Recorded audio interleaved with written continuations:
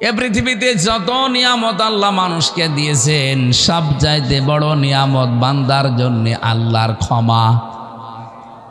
আল্লাহ পাক যদি কাউকে ক্ষমা করে দেয়, মাফ করে দেয়, এইটাই সব চাইতে বড় নিয়ামত। তাছাড়া টাকা পয়সার মালিক হয়ে গেছেন, কোটি কোটি ডলারের মালিক, এলাকার সব সম্পদ আপনার, আপনি ক্ষমতার চেয়ারে আছেন 41 সাল না 71 সাল পর্যন্ত। রব্বুল আলামিন একটা উদাহরণ দিয়েছেন কোরআনে সূরা হাদীদের 20 নম্বর আয়াতে, ই'লামু আন্নামাল হায়াতুদ দুনিয়া লাইবু ওয়া লাহবু ওয়া যিনাতু ওয়া তাফাখুরুম বাইনাকুম ওয়া তাকাসুরুম ফিল আমওয়ালি ওয়াল আওলাদ।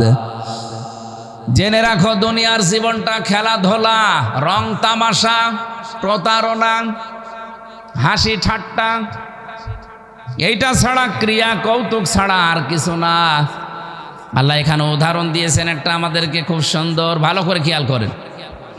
রব্বুল আলামিন বলেন ওয়াজিনাতুম ওয়া তাফাখুরুম বাইনাকুম ওয়া তাকাসুরুম ফিল আমওয়ালি ওয়াল আওলাদ। এটা হচ্ছে সৌন্দর্য বর্ধন করে দিয়েছে পৃথিবীর মানুষের চোখে। এখানে বেশি বেশি সম্পদ, বেশি বেশি সন্তান, বেশি বেশি ক্ষমতা পাওয়ার জন্য মানুষ মনে করে আমি মহা অন্ধ হয়ে পড়েছি। কিন্তু দুনিয়ার এই সব কিছু কেমন জানো? কামাসালি গাইসিন আজাবাল কুফার। এদিকে তাকান, কামাসালি গাইসিন। আল্লাহ বলেন একটা উদাহরণ খেয়াল করো। বৃষ্টি হচ্ছে, আজাবাল কুফার নাবাতুহু, এই যে জমিনে যে ফসলগুলো উৎপন্ন হয় এটা দেখে কৃষক যেমন বৃষ্টির পানির ফসল পেয়ে চমৎকৃত হয়, আনন্দে আত্মহারা হয়ে যায়। সুম্মা ইয়াহিজু ফাতারাহু মুসফাররান, এরপরে কিছুদিন পরে দেখবে এই খড়কোটাগুলো সবুজ বর্ণ ধারণ করার পরে হলুদ বর্ণ হয়ে যায়, রোদে শুকিয়ে। কি কথা বলেন না কেন? এটা একেবারে হলুদ বর্ণ হয়ে যায়। সুম্মা ইয়াকুনু হুতামা, এরপর এটা খড়কোটায় পরিণত হয়ে যায়। দুনিয়ার জীবনটা এইরকম। আমাল হায়াতুদ দুনিয়া ইল্লা মাতাউল গুরুর। পৃথিবীর এই জমিনটা শুধু ধোঁকা, প্রতারণা, এছাড়া আর কিচ্ছু না। মানুষ শুধুমাত্র অহংকার করে ক্ষমতার, এর চাইতে আমি ওপরে, এর চাইতে আমি আরো ওপরে যাব, ওর চাইতে সন্তানাদি, সম্পদাদি, এলাকার প্রভাব প্রতিপত্তি, এই নিয়ে মানুষ শুধু ফখর করে, গর্ব করে, অহংকার করে, এই মেতে আছে মানুষ। অথচ দুনিয়ার জীবনটার খেয়াল করে দেখো, চমৎকৃত হওয়ার পরেই কিছুদিন পরে এই খড়কোটা হলুদ বর্ণ হয়ে যায়। এরপরে এটাকে আমি একেবারে হোতমা বানিয়ে দেই। হোতমা শব্দের শাব্দিক অর্থ কি? হোতমা নামে একটা সূরা আছে কোরআনে। হোতমা সূরা নেই? হমাজা। হোতানা মানে একটা জাহান্নামের বর্ণনা আল্লাহ দিয়েছেন। ওমা আদরাকা মাল হুতমা নারুল্লাহিল মুকদা আল্লাতী তাত্তালিউ আলাল আফইদা। হোতমার পরিচয় আল্লাহ বলেন এমন, এই যে হোতমা খড়কোটার পরে, এটা হোতমা কেন বললাম জানো? জাহান্নামে হোতমা এমন সিস্টেম বানানো আছে, দুনিয়ার আগুন যেখানে লাগে ওই জায়গা পুড়ে যায়। আর হোতমায় যে আগুন আমি বানিয়েছি ওটা যেখানে লাগবে আগে কলিজা পুড়ে যাবে। খড়কোটার এক মাথায় আগুন লাগালে আর এক মাথায় আগুন যেতে 10 বছর সময় লাগে। আপনারা বোঝেন? খড়ের মাথায় আগুন লাগিয়ে দিয়েছেন এক মাথায়, এ মাথায় আগুন যেতে কয়দিন লাগবে? সেকেন্ডের ভেতরে আর এক মাথায় আগুন চলে যাবে খড়ের। আপনি খড়ে আগুন লাগিয়ে দেখেন। আল্লাহ বলেন জাহান্নামে আমি আল্লাহ এই মানুষগুলোকে দেব যারা দুনিয়ার এগুলো নিয়ে গর্ব অহংকারে ফেটে পড়ে। আমি ক্ষমা তাদের কাছে কিছুই মনে হয় না। অমাগফিরাতুম মিনাল্লাহি ওয়া রিদওয়ান, আমি আল্লাহর ক্ষমা, আমি আল্লাহর সন্তুষ্টি এই মানুষের জীবনে কোনো মূল্য নেই। এদেরকে আমি এইভাবে করে শাস্তির ব্যবস্থা করব। এজন্য মানুষের জীবনের সবচাইতে বড় দামি সম্পদের নাম তার রবের ক্ষমা। বলেন বলেন, এ রবের ক্ষমা মানুষ পাবে কি করে? এখানে প্রায় 70টা ক্রাইটেরিয়া দেওয়া আছে তাফসিরে। এদিকে তাকান, একটা বলছি, আপনি আল্লাহর ক্ষমার উপযুক্ত হয়েছেন কিনা, আপনি ক্ষমা পাবেন কিনা নিজের দিকেই খেয়াল করে দেখেন। একজন সাহাবীর জীবনী পড়ছিলাম, বিশ্বনবী মুহাম্মদুর রাসূলুল্লাহ তাকে তিনবার মসজিদে প্রবেশ করার সময় বললেন এই লোকটা জান্নাতি। সাহাবা একরাম 3বারই তার দিকে তাকিয়েছেন যে কি গো। 3বার পর জমান নামাজে আসলে লোকটা তাকে মসজিদে প্রবেশ করতে দেখেই নবীজি আলোচনা বন্ধ করে দিয়ে বললেন এই লোকটা জান্নাতি। গোপনে তার কাছে একবার গিয়ে বলছে, ভাই আপনি কি করেন, কি এমন আমল আপনার আছে বলেন তো, যে আল্লাহর নবী আজ 3 দিন 21 দিন পার হচ্ছে, 3 সপ্তাহ জমার দিন আপনাকে জান্নাতি বলে ঘোষণা দিয়েছে। উনি বললেন, প্রকাশ্য গোপনে সেরকম কোনো আমল আমার নেই, তবে একটা কাজ আমি প্রতিনিয়ত করি। সারাদিন পরিশ্রম করার পর সকাল সন্ধ্যাবেলা রাতের বেলা যখন আমি ঘুমাতে যাই, বালিশে মাথা দিয়ে আমি চিন্তা করি যে আমার কারো উপরে কোনো অভিমান নেই, ক্ষোভ নেই, রাগ নেই, কোনো অনুযোগ নেই, সব আমি আল্লাহর জন্যে সবাইকে আজ মাফ করে দিলাম। একটা শান্ত নির্মল পরিচ্ছন্ন মন নিয়ে আমি ঘুমিয়ে গেলাম। সকালে উঠতে পারবো কিনা জানি না, এরকম মন নিয়ে আমি একেবারে শান্ত মন নিয়ে ঘুমিয়ে পড়ি। রব্বুল আলামিন মনে হয় এই কাজটা পছন্দ করেছে, নবীর মাধ্যমে এই জন্যে সুসংবাদটা পাঠিয়েছে আমি জান্নাতি। তিনি সারাদিনের পরিশ্রান্ত শরীর বালিশে মাথা দেওয়ার পরে চিন্তা করতেন, কারো উপরে আমার কোনো রাগ নেই, ক্ষোভ নেই, অভিযোগ নেই, যা আছে সব আমি মাফ করে দিলাম আল্লাহর জন্যে। এই জন্যে আল্লাহ তারে মাফ করেন। আর আমরা সারাদিন পরিশ্রম করি, যাই করি, সন্ধ্যাবেলা রাতের বেলা ঘুমানোর সময় চিন্তা করি কার 12টা বাজাবো, সকালবেলা উঠে কার নামে মিথ্যা মামলা দেব, কার নামে মিথ্যা তথ্য ছড়িয়ে সাংবাদিক বিভিন্ন জায়গায় মিথ্যা তথ্যগুলো সংগ্রহ করে কি করে কার 12টা বাজাবো, কার চরিত্রে কলঙ্কর দাগ দেব, এই চিন্তা করে মানুষ ঘুমায়। এরকম মানুষ আছেন কারা? হাত তোলেন তো। এই এলাকায় ওয়াজ দেওয়ার দরকার কি? তো সব আল্লাহর ওলি বসে আছে। আমি তো এরকম মানুষই চাচ্ছি। কুষ্টিয়াবাসী ওই সাহাবীকে নবীজি যেভাবে সুসংবাদ দিয়েছিলেন, ক্ষমা মাফ, আমরাও এই কাজটা আজকে থেকে করতে চাই। আমার মনে হয় রাজনৈতিক যত দল এই দেশে আছে, ধর্মীয় যত দল আছে, যত জায়গাগুলো আছে প্রতিষ্ঠান কেন্দ্রিক বাংলাদেশে, সব জায়গা থেকে যদি আমরা এই চিন্তাটা করতে পারতাম ঘুমানোর সময়, যে আমার কারো উপরে কোনো রাগ নেই, অভিযোগ নেই, কোনো রকমের কোনো কিছু নেই, সব আমি আল্লাহর জন্য মাফ করে দিলাম, বাংলাদেশ কালকে সকালেই জান্নাত হয়ে যাবে। এই কথা বোঝেন আমার? এই কথার ওজন কত আপনি টের পেয়েছেন? আমি কিন্তু সবগুলোকে পেঁচিয়েছি। এইটাই দরকার ক্ষমা পাওয়ার জন্য। 70টার ভেতরে এইটা একটা। আপনাকে আল্লাহ মাফ করবে কি দেখে? এই পৃথিবীতে কোনো মানুষ যদি সমর্থ থাকার পরেও কাউকে মাফ করে দেয়, মহান আল্লাহ ওই মানুষের 70টা অপরাধ মাফ করে দেয়। এই সুযোগটা থাকার পরও আমরা অনেক সময় কাজে লাগাই না। আমরা আরো সেই পুরাতন রাগগুলো কি করে তোলা যায় সেই চিন্তা করে।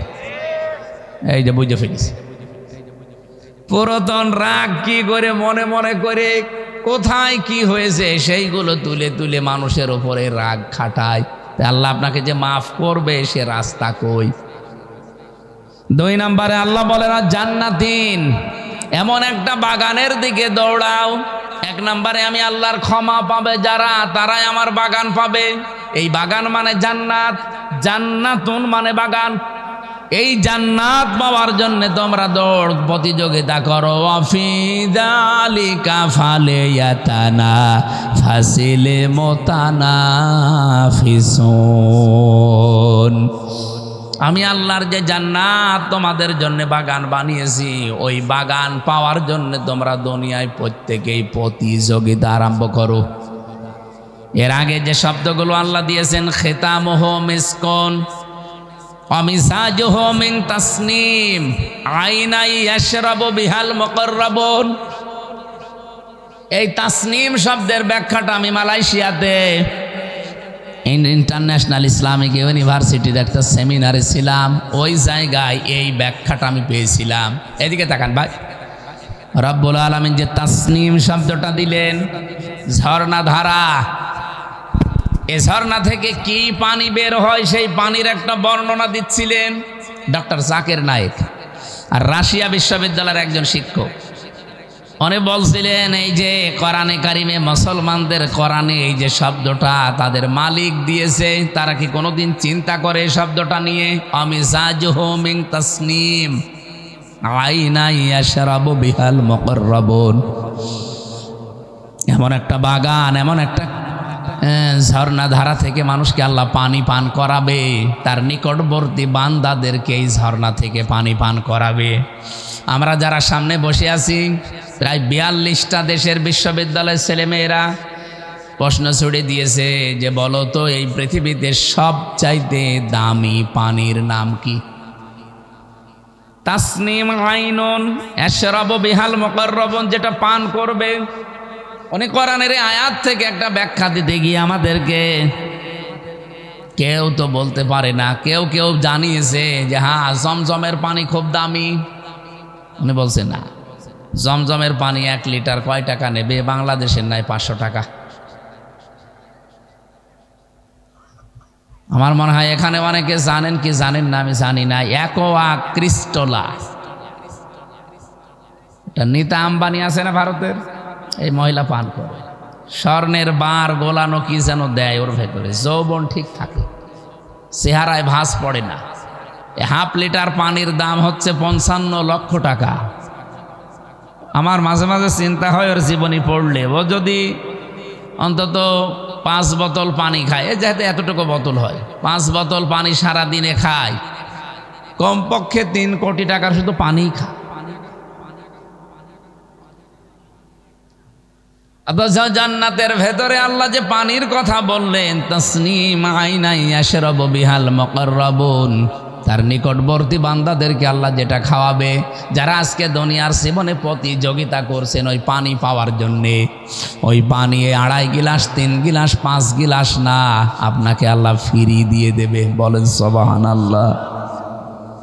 নেতা আম্বানি হয়তো স্বামীর টাকা আছে, এই জন্য সে কিনে খেতে পারছে। আমি যদি সত্যি ওই পানিটার জন্য আজকে এখান থেকে প্রতিযোগিতা করি, আজকে থেকে রমজান যেটার ট্রেনিং আমাদেরকে দিয়ে গেল যে কোনো কাজ আমরা যেন শেষ করে না দেই, কন্টিনিউয়াস করতেই থাকি। 5 ওয়াক্ত নামাজ হয়তো জামাতে পড়তেন, এটা ঠিক রাখবেন। অনেকে তাহাজ্জুদ পড়তেন, এটা যেন ছেড়ে না দেন, এটা ঠিক রাখবেন।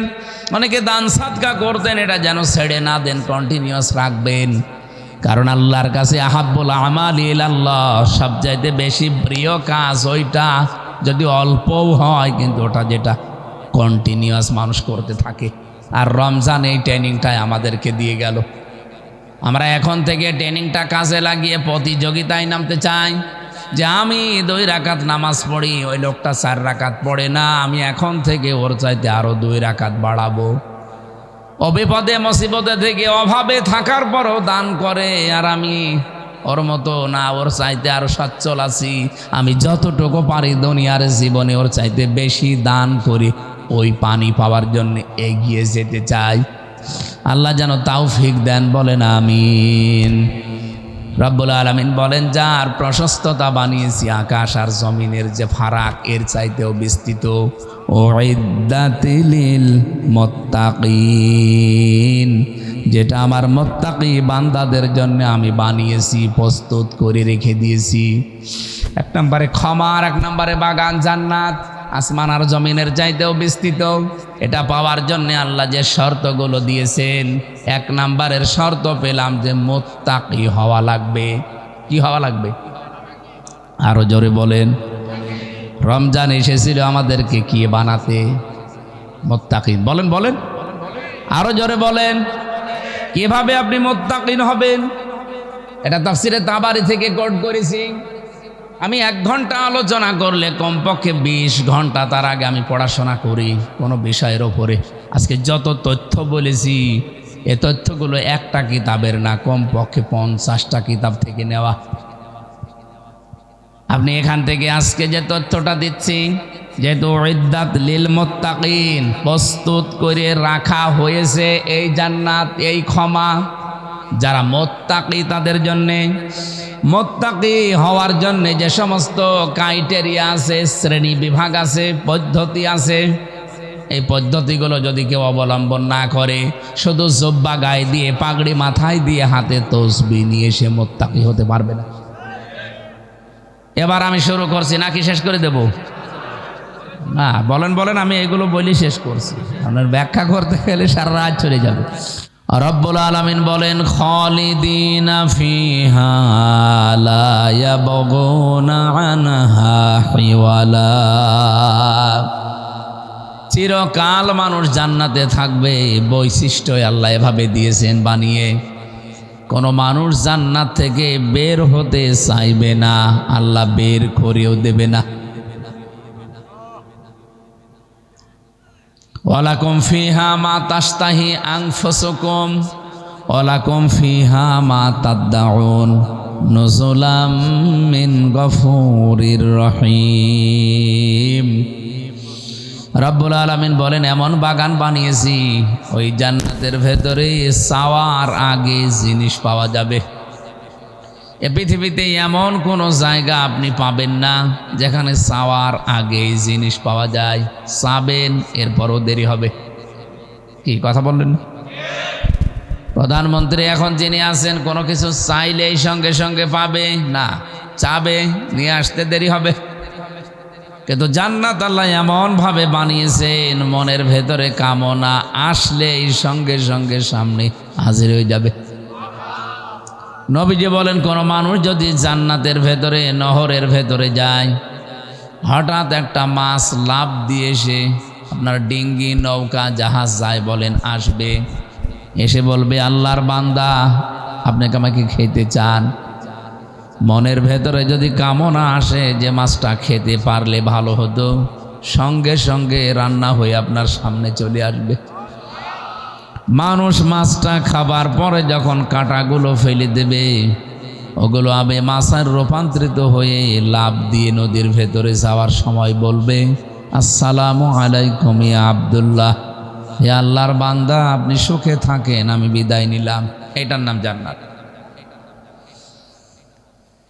আল্লাহ পাক বলেন, এই জান্নাত আমি আল্লাহ এমন ভাবে মেহমানদারি করার জন্য রাখলাম, নুজুলাম মিন গফুরির রহিম। 2টা নাম আল্লাহ এখানে দিয়েছেন, গফুর, রহিম। কোন মানুষ যদি দুনিয়াতে জান্নাতের কাজ করতে গিয়ে সফল হতে নাও পারে, যদি চেষ্টা চালায়, আল্লাহ তার জন্য গফুর। কোন মানুষ যদি জান্নাতের কাজ করতে গিয়ে হোঁচট খায়, কষ্ট পায়, আমার আল্লাহ তার জন্য রহিম। জোরে বলেন সুবহানাল্লাহ।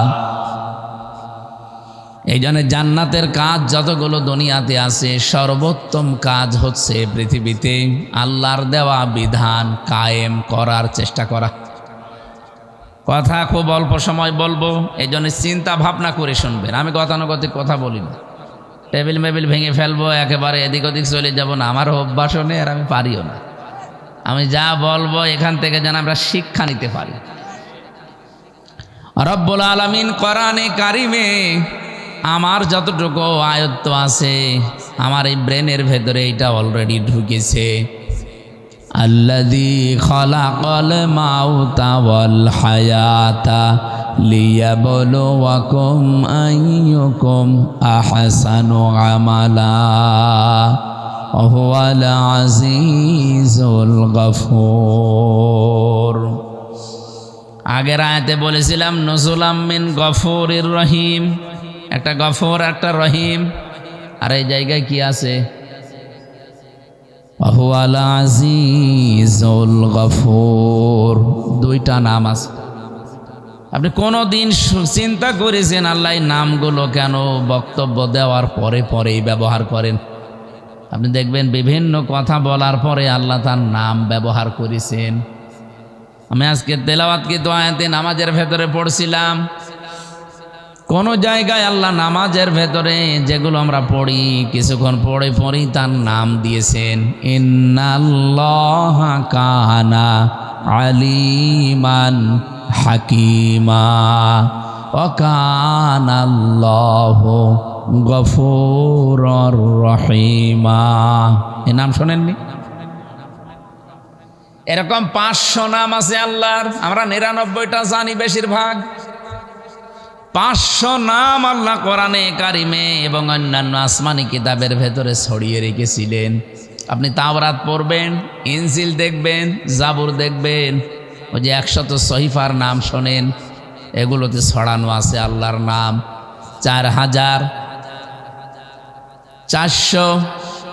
4,901টা। আমি অন্যান্য তাফসিরের ভেতর থেকে কোট করেছিলাম। 99টা নাম অলরেডি আল্লাহ কোরআনে কারিমে বিভিন্ন জায়গায় এভাবে দিয়েছেন। এখানে যে 2টা নাম দিয়েছেন আমার এই ছোট্ট মাথা এটা ধরা পড়েছে তাফসির পড়ার মাধ্যমে।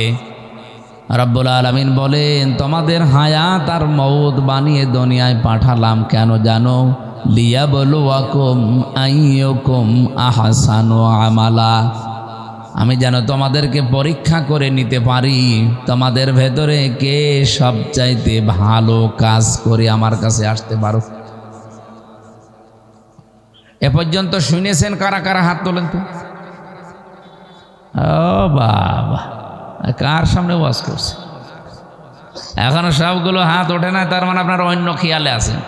এভাবে ক্লাস করা যাবে না, আরো একটা বাবা লাগবে। এদিকে দেখান, যা বলবো সেই গোড়া থেকে শেষ পর্যন্ত আমি কমপক্ষে 7টা শিক্ষা দিয়ে শেষ করে দেব।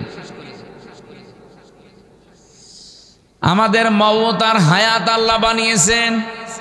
আল্লাযী খলাকাল মাউতা ওয়াল হায়াতা, আল্লাযী খলাকাল হায়াতা ওয়াল মাউতা দেয়নি। আগে মউত বানালাম, এরপরে হায়াত বানালাম। এখানে আমার মনে হয় আলেমরা ছাড়া কেউ বলতেই পারবেন না যে আমাদের হায়াত কয় প্রকার। পারবেন না? জানেন আমাদের হায়াত 5 প্রকার। এই পৃথিবীতে আসার আগে 2টা হায়াত আমরা পার করে ফেলেছি। একটা আলমে আরওয়া, রুহের জগৎ, একটা আলমে বতুন, মায়ের পেটের জগৎ। এখন যেটা আছে আলমে দুনিয়া, এই পৃথিবীর জগৎ। এরপরে আর একটা সামনে আসছে আলমে বারজাখ, কবরের জগৎ। এরপরে একটা সর্বশেষ আসবে আলমে আখিরাত, পরকালের জগৎ। এই 5টার ভেতরে 2টা অলরেডি পার করে ফেলেছি। সামনে 2টা আছে, মাঝখানেরটায় আছি। তার মানে যেহেতু 2টা পার হয়ে গেছে, সামনে 2টা আছে, মাস্ট বি আপনাকে সামনের 2টায় যাওয়াই লাগবে। এই কথা বুঝতেছেন? আল্লাহ আগে হায়াত ওয়াল মাউতা দেননি, আল্লাযী খলাকাল মাউতা ওয়াল হায়াতা দিয়েছেন। আমি যতগুলো তাফসির আয়ত্ত করতে পেরেছি সব মুফাসসির একমত। আল্লাহ মানুষকে এটাই স্মরণ করাতে চায়, বান্দা বান্দি যত উপরে ওঠো না কেন সব সময় এই চিন্তা করবা যে মরা লাগবে। এই চিন্তাটা যার ভেতরে যত বেশি বদ্ধমূল হবে, ওর দুনিয়ার জীবন তত বেশি পরিচ্ছন্ন হবে। আমি যত উপরে উঠি না কেন, আমি যেহেতু একেবারে এমপি পর্যন্ত হয়ে গেছি, এখন এই দেশের সর্বোচ্চ আর একটা ধাপ আছে মন্ত্রী, এরপরে আর নেই। আমি যত উপরে উঠি না কেন এই চিন্তা যদি আমার থাকে যে আল্লাহ আমার মরা লাগবে, আমার দ্বারা দুর্নীতি করা সম্ভব না। এরপরে আল্লাহ দিয়েছেন লিয়াবলুয়াকুম, লি মানে যেন, তোমাদের সবাইকে আল্লাহ পরীক্ষা করতে চান। আইয়ুকুম, তোমাদের ভেতরে কে আহসানু আমালা, আকসারু আমালা দেয়নি আল্লাহ, যে বেশি বেশি কাজ করে আসতে পারে। আল্লাহ বলেন আমার বেশি কাজ লাগবে না, আমার ভালো কাজ লাগবে। কি কাজ? আমি চাই মানুষ যেন ভালো কাজ করে আসে। এই পৃথিবীতে যত ভালো কাজের কথা আল্লাহ কোরআনে কারিমে আমাদেরকে শুনিয়েছে, আমাদের আগে মুসা নবীকে, হযরত ঈসা নবীকে দাউদ নবীর মাধ্যমে, আদম নবীকে, শীষ নবীকে, যত নবীকে তার উম্মতদেরকে শুনিয়েছে, সব চাইতে ভালো কাজ কোরআন পড়ে আমি পেয়েছি, জমিন যার বিধান চলবে তার। এটা আমি কি ভুল বললাম? আপনার সূরা 13 নম্বর আয়াত পড়বেন, সূরা আরাফের 54 নম্বর আয়াত পড়বেন, সূরা ইউসুফের 40 নম্বর আয়াত পড়বেন। পুরা কোরআনে এরকম 918 জায়গায় ডাইরেক্ট ইনডাইরেক্ট আমি পেয়েছি। যেহেতু জমিন যার, এখানে বিধান আইন কানুন চলা লাগবে তার। এটা তো ফেরেশতারা এসে চালাবে না, আমাদের চালানো লাগবে। এই চালাতে গেলে কি কি করতে হয়, যে 5টা ধাপ পার করা লাগে। তার ভেতরে 1 নম্বরে আপনাকে দল করা লাগবে। অলতাকুম মিনকুম উম্মাতুন ইয়াদউনা ইলাল খায়র, তোমাদের ভেতরে একটা দল থাকতেই হবে। এখানে 5টা বিষয়ের ভেতরে 1 নম্বরে দল। এখানে যদি আমি দল তৈরি করতে চাই, 1 নম্বরে কাতারবদ্ধ হওয়া লাগবে, কারণ গণনা করে করে আপনাকে আমাদের দলে নেওয়া লাগবে। রব্বুল আলামিন বলেন পৃথিবীতে যত কাতার মানুষ বানায়, যত কাতার তৈরি করতে পারে, 2টা কাতার আমি আল্লাহর কাছে সবচাইতে প্রিয় এবং আনন্দের। এই 2টা কাতারে যাদেরকে দেখি, তাদের দেখলে আমি আল্লাহর ভালো লাগে, আমার পছন্দ হয় তাদেরকে। কয়টা? আরো জোরে বলেন, আর একবার বলেন। আপনি দেখেন তো কোন কাতারে আছেন, নাকি না বলবো না? বলেন, বললে হবে, মানা লাগবে। 1 নম্বরে কাতারের নাম আল্লাহ পাক সূরা সফের 4 নম্বর আয়াতে জানিয়েছেন, ইন্নাল্লাহা ইউহিব্বুল্লাযীনা ইউকাতিলুনা ফি সাবিলিহি সাফফান কান্নাহুম বুনয়ানুম মারসুস। অবশ্যই আমি আল্লাহ তাদেরকে বেশি ভালোবাসি যারা সীসা গলা প্রাচীরের মতো কাতারবদ্ধ হয়ে জমিনে আল্লাহর দিন কায়েমের জন্য চেষ্টা করে। তাহলে আল্লাহর কাছে প্রিয়, পছন্দের, ভালোবাসার কাতারের নাম যারা দিন কায়েমের জন্য কাতারবদ্ধ হয়। বাংলাদেশে তো কত কাতার আছে, দিন কায়েমের কাতার মাত্র একটা। 2 নম্বরের কাতারের নাম কি? এটা আর বলবো না, সবই যদি বলে দেবো আপনি কি জানেন।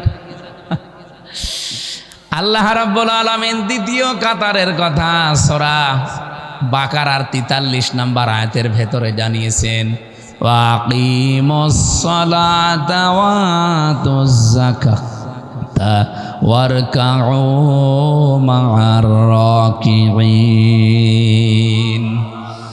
যারা নামাজ কায়েম করে, সম্পদ থাকলে যাকাত দেয়, আর রুকুকারীদের সাথে রুকু করে, তার মানে যারা জামাতবদ্ধ হয়ে কাতারে নামাজ আদায় করে, এই কাতারটা আল্লাহর কাছে খুব প্রিয়। এই জন্য কোনো মানুষ যদি নামাজের কাতারে বাঁকা হয়ে দাঁড়ায়, পুরা জামাতের যত গোনা হবে সব তার, এমনকি হেদায়েত যেন সে লোকটা না পায়, এই জন্য তার অন্তরও আল্লাহ বাঁকা করে দেয়। কত বড় কঠিন কথা, কোনোদিন চিন্তা করেছেন? কাবা শরীফে, মসজিদে নববীতে যতবার গেছি, যতবার আমি নামাজ পড়েছি, কাবার ইমামেরা এ কথা কমপক্ষে 3 বার বলে। কমপক্ষে 3 বার বলে আরবিতে। সুফুফাকুম ইতাদিলু, কাতার সোজা করো, কাদের সাথে কাঁধ মিলিয়ে সোজা করো কাতার। ওই সময় বুঝতাম না, সেই 16 সালে 18 সালে, এখন বুঝি। কেন বারবার 1500 বছর আগে থেকে এই কথাটা নবীজি বলেছেন যে কাতার সোজা করো উম্মতেরা নামাজের সময়। আমার তো এখন মনে হয় বিশ্বে 57টা মুসলিম দেশ আমরা, যদি কাতার সোজা করার এই শিক্ষাটা আমরা নিতে পারতাম, এই পৃথিবীতে সবার উপরে আজ মুসলমানেরা থাকতো, ফিলিস্তিন আজাদ হয়ে যেত। এমনকি বাংলাদেশেও যে ষড়যন্ত্র চলছে মুসলমানদেরকে নিয়ে, ইসলামকে নিয়ে, এইটা করার কোনো সাহস কোনো মানুষ দেখাতো না। আমি নাম নিলাম না, এই জন্য দুঃখিত। মুসলমানদেরকে আজ ঘায়েল করার জন্য দেশে ইসলাম যেন কায়েম হতে না পারে যত ষড়যন্ত্র করছে বিভিন্ন মুসলমান নামধারী। এই নামগুলো নিলে খুব ভালো হতো, কিন্তু নিতে পারলাম না। এই মানুষগুলো মনে করছে আমরা যদি এভাবে করতে থাকি এ দেশে কোনোদিন ইসলাম কায়েম হবে না। না, আপনি ষড়যন্ত্র কত দূর যেতে পারবেন? আল্লাহু খায়রুল মাকিরিন, সর্বোত্তম কৌশলী আমার আল্লাহ। মহাপরিকল্পনা নিয়ে বসে আছে। আপনি 9 বছর 13 বছর 17 বছরের ট্রেনিং নিয়ে যা করেছেন, একটা ট্রেনিংও কাজে লাগবে না মহাপরিকল্পনাকারীকে। বলেন তো, আমি 9 বছর 13 বছর 17 বছর বললাম, কি বুঝলেন বলেন তো? ঠিক আছে, আমি জানি এখানে সবাই না বুঝলে অন্তত কিছু মানুষ বুঝেছেন আমি কোন দিকে ইঙ্গিত দিয়েছি। এই জন্য তারা যেহেতু আরো আগে বুঝবে, সামনে তাদের সাথে দেখাও আমার হবে। আশা করছি যতই কিছু করেন উত্তম পরিকল্পনা একজন বসে বসে করতেছে। কে? আরো জোরে বলেন, যেন আমাদের কোনো ভয় নেই, কোনো চিন্তাও নেই। মাওলানা হাফিজুর রহমান উনি ওঠার পরে আমার মনে হচ্ছিল এই কথাটাই উনি বাংলায় বলছিলেন, রেখো না মনেতে ভয় বান্দা খোদার, দূর হয়ে যাবে বাধা সব,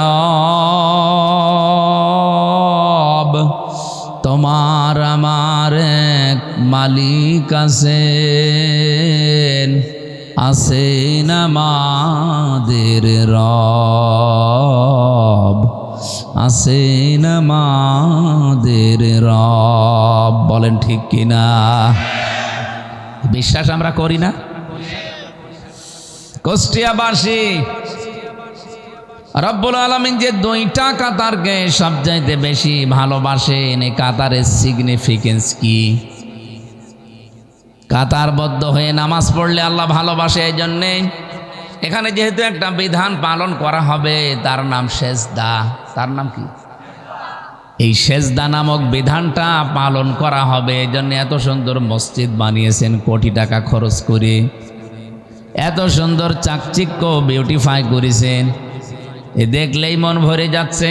ইমাম, মুয়াজ্জিন, খাদেম, খতিব পরিষ্কার পরিচ্ছন্ন করার জন্য কমিটি পর্যন্ত আপনারা নিযুক্ত করেছেন।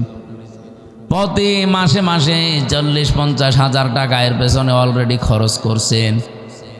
5 ওয়াক্ত আযান দেওয়ার জন্যে, নামাজে আসার জন্যে কাতারবদ্ধ হয়ে। এটা তো শুধু অনুষ্ঠান, এই অনুষ্ঠান থেকে মূল শিক্ষা এটা যে কাতার যেভাবে প্রতিদিন 5 বার করে সজা করি, পৃথিবীতে এখানে বিধান পালন করা হবে মাত্র একটা। এখনো আল্লাহর 499টা বিধান বাকি আছে। এগুলো আমাদের ব্যক্তি, পরিবার, সমাজ, রাষ্ট্র, দুনিয়াতে চলানো লাগবে। একটা বিধান পালন করার জন্য যদি এত কিছু করা লাগে, এত অনুষ্ঠান করা লাগে, 499টা বিধান পালন করার জন্য কত কিছু করা লাগবে আপনি বলেন। এই শিক্ষাটাই নামাজের কাতারে আমাদের দেয়। এখানে যেমন সব আমরা এক হয়ে গেছি আল্লাহর একটা বিধান পালন করতে, এখান থেকে বের হয়ে সমাজে, রাষ্ট্রে, পৃথিবীতে যেখানে আমরা যাব, মুসলমান আমরা যারা আল্লাহর বিধানের জন্য সব এভাবে এক হয়ে যাব। এই শিক্ষাটা মানুষ যদি নেয় তাহলে ওই কাতার আল্লাহর কাছে খুব প্রিয়, পছন্দনীয়। দ্বিতীয় কাতারের নাম যেটা বলেছিলাম প্রথমে, তার নাম দিন কায়েমের যে কাতার। রব্বুল আলামিন বলেন এটা আমি আল্লাহর কাছে সবচাইতে ভালো কাজ, যালিকুম খায়রুল লাকুম ইন কুনতুম তা'লামুন। এইটাই ভালো কাজ। কে বলছে? বলেন বলেন। আল্লাহ পাক বলেন এইটাই ভালো কাজ যদি তোমরা বোঝো বা জানো।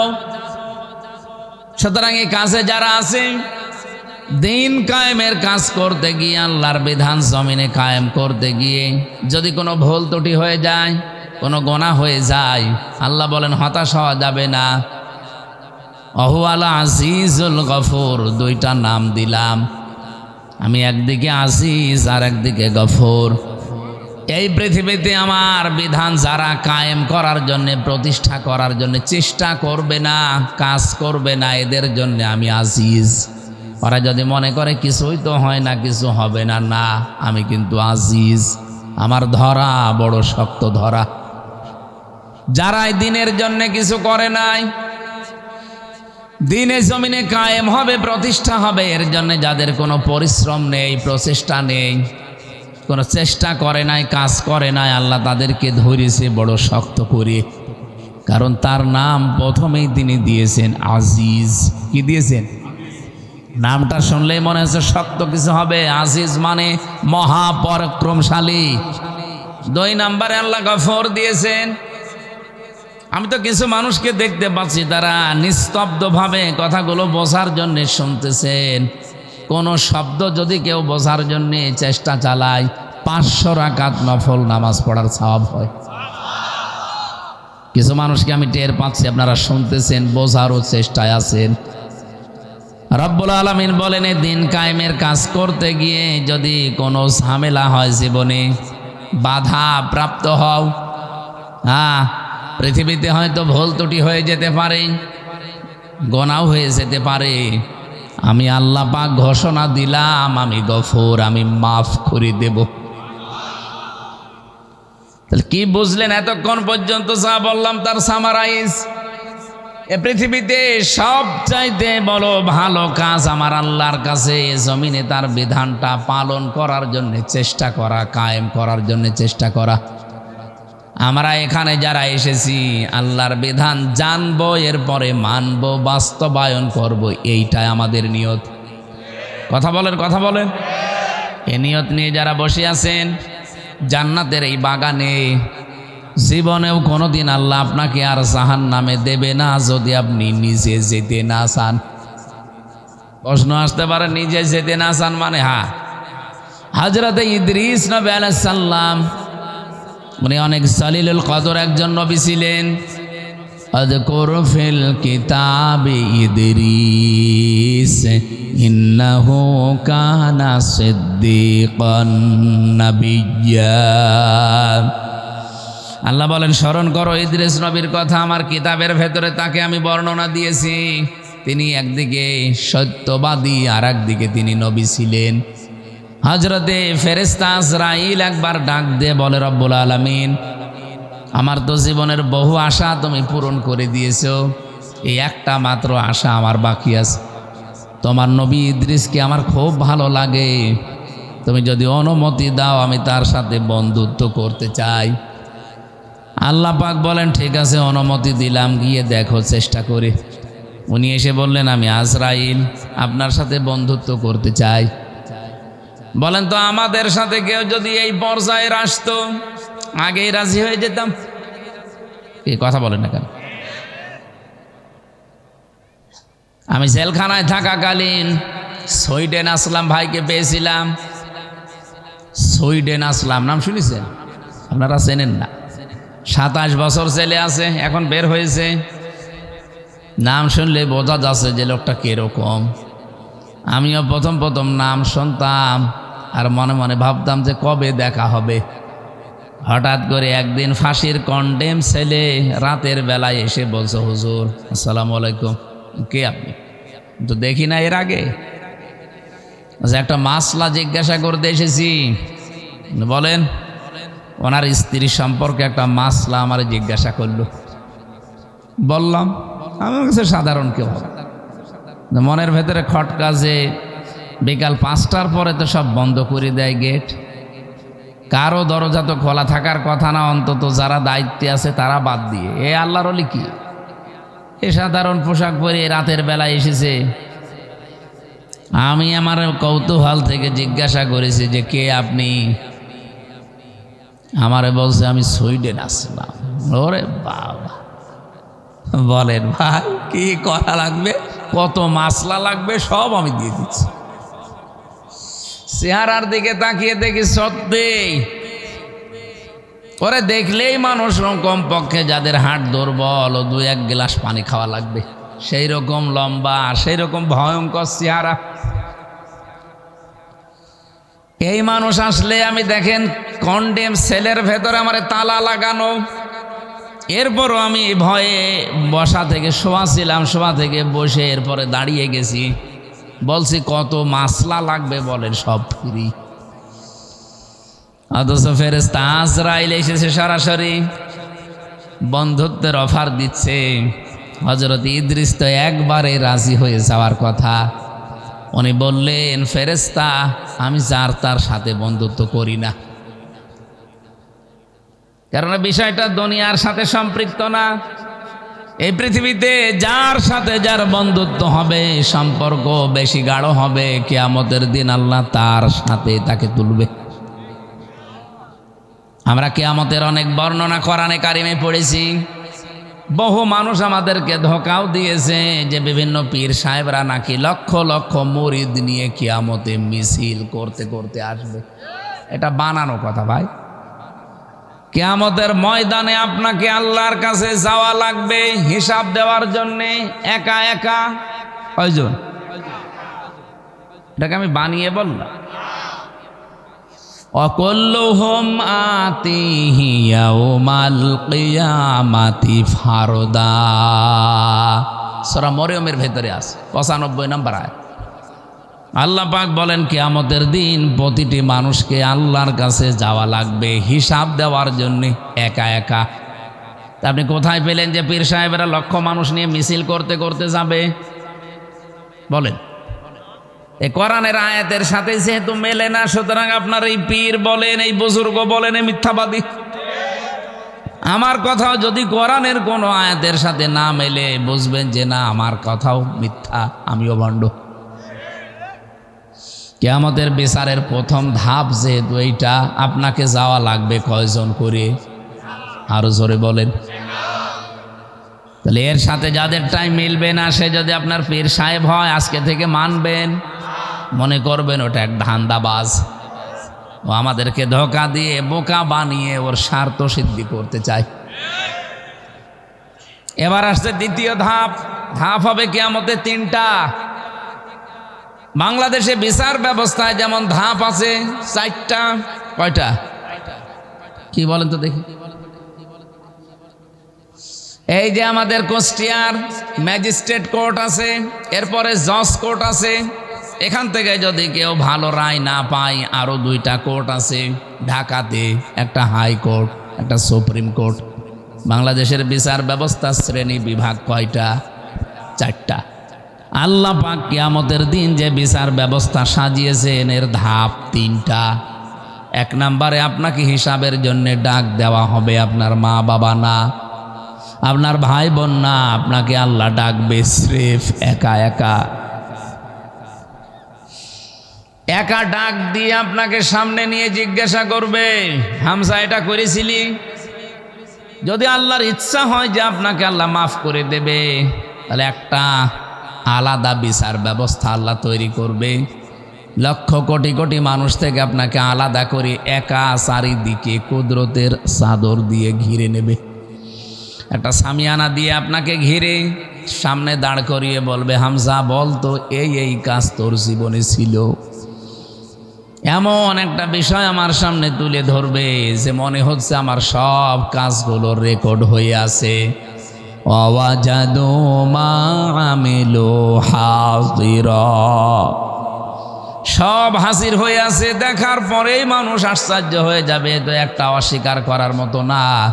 যা করেছি এখন সব আমার মনে পড়ছে। আমার এখন 34 বছর। 20 বছর আগে আমি এই মাসের এই তারিখে কি করেছিলাম, এই সময় সেইটাও দেখি লেখা আছে, দেখলেই মনে পড়ে যাবে। এরকম মন আল্লাহ বানাবে। সব কিছু যখন মনে পড়বে, অস্বীকার করার কোনো কায়দা যেহেতু নেই, উনি আগের খবর, পরের খবর, মনের খবর সবই জানে। মাথা নিচু করে বলবে, রব্বুল আলামিন আমি সব করেছি। আমার কাকতি মেনতির দিকে, চোখের পানির দিকে তাকিয়ে রব্বুল আলামিন বলেন, আমি যারে মাফ করার ইচ্ছা করব, ওরে বলবো যা মাফ করে দিলাম, কাউকে বলবি না, জান্নাতে চলে যা। এরকম একটা হিসাব আইয়াসিরা, সহজ হিসাব, এটা যেন আমাদের সবাইকে আল্লাহ দান করেন, বলেন আমিন। কিয়ামতের দ্বিতীয় বিচার ব্যবস্থা, এবার আর আপনাকে আল্লাহ একা ডাকবে না, বিচার করার জন্য আপনাকে ডাকবে আপনার নেতার সাথে। না, নেতা সহ না, নেতার সাথে। সহ আর সাথে আলাদা আছে। নেতাকে আল্লাহ বলবেন আগে আয়, এরপরে কর্মীকে ডাক দিয়ে পেছনে দাঁড় করাবে।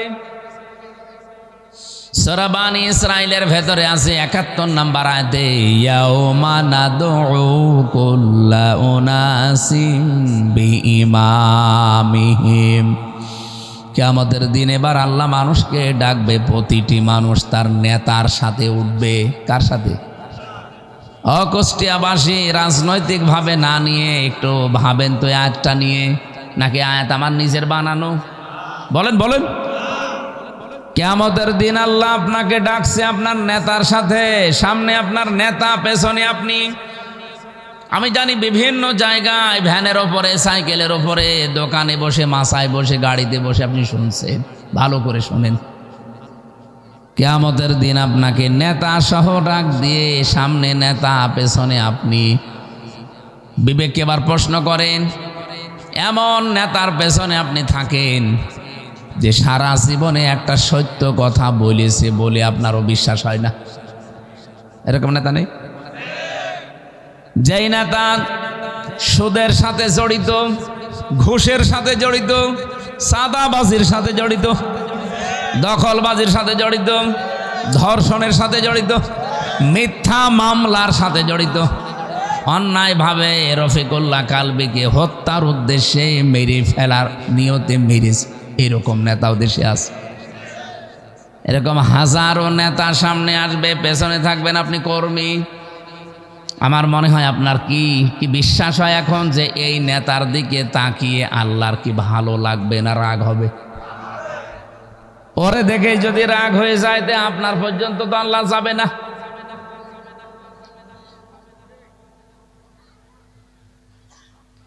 আমার তো আয়াতটা পড়ে তাফসীর যখন আমি মিলাই, আমার ভয় হয় বাংলাদেশে বহু মানুষ এই নেতার কারণে ধরা খাবে। এখানে ধরা খাওয়া মানুষ আছে না নেই? কারা কারা আছেন হাত তোলেন তো। এই একজন, আপনি ধরা খাবেন। ও যদি এখনই মনে হয়, বিশ্বাস হয় যে আমি ধরা খাবো, ও আসলেও ধরা খাবে, কারণ ওর নেতা ঠিক নেই। এই নেতা ঠিক আছে আপনার? ঠিক নেই। অবশ্যই আপনার নেতা মিথ্যা মামলা দিয়ে বাণিজ্য করেছে, এই জন্য আপনার বিশ্বাস হচ্ছে না।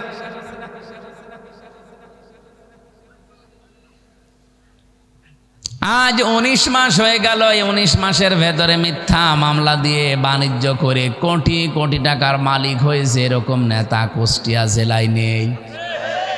আমি কি নাম ধরবো? নাম ধরে আমি মায়ের খাই, দরকার করুক।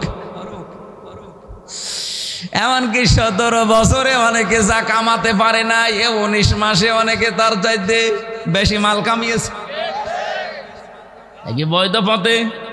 সব মিথ্যা মামলা দিয়ে, মিথ্যা সাক্ষী দিয়ে, চাঁদাবাজি, দখলবাজি, আর বাকিগুলো আমি নাই বললাম। এরকম মানুষের সাথে কিয়ামতের দিন যখন আপনি উঠবেন, ওরে দেখে যদি আল্লাহর মেজাজ খারাপ হয়ে যায়, তে আপনাকে তো এক থাপ্পড় দেবে। কিয়ামতের দিনের জন্য দ্বিতীয় সিস্টেম এইটা, আপনি আর একা উঠবেন না, এবার আপনার নেতার সাথে উঠবেন। আপনাকে আমি সতর্ক করলাম, এখন কি করবেন আপনার বিবেক যা বলে মেনে নেন। আপনি এখন নেতা পাল্টাবেন না ওইটার সাথেই থাকবেন। দেখেন অবশ্যই থাকবো, থাকেন, থাকবে। 3 নাম্বারটা বলি নাকি? এই ছেলে, এটা কি বেশি সময় বসে আছে মনে হয়? মারা গেছে। সুবহানাল্লাহ আলহামদুলিল্লাহ লা ইলাহা ইল্লাল্লাহ সুবহানাল্লাহ আলহামদুলিল্লাহ লা ইলাহা ইল্লাল্লাহ লা ইলাহা ইল্লাল্লাহ মুহাম্মাদুর রাসূলুল্লাহ। এই ভাইয়া উঠে চলে যাচ্ছেন মানে? এই আমি কি নিজের স্বার্থে কথা বলছি? আমি আপনাকে বাঁচাতে এসেছি। কিয়ামতের দিন এটা হবে আমি জেনেছি কোরআন থেকে, আপনি জানেন না তাই জানালাম। এরপরেও যদি আপনি ওই লাইনে থাকেন আপনাকে আমি একটু ঠেলা দিয়ে দিয়ে যান। তৃতীয় যে সিস্টেম, এবার আর আপনি একা না, নেতা না, এবার উঠবেন সবাইকে নিয়ে, সবার সামনে আল্লাহ দাঁড় করিয়ে আপনার বিচার করার জন্য প্রথমে মুখের ওপরে, এরপরে হাতের মুখের ওপরে সেলাই লাগিয়ে হাত দিয়ে পা দিয়ে আপনার বিভিন্ন অঙ্গ প্রত্যঙ্গ দিয়ে কথা বলাবে।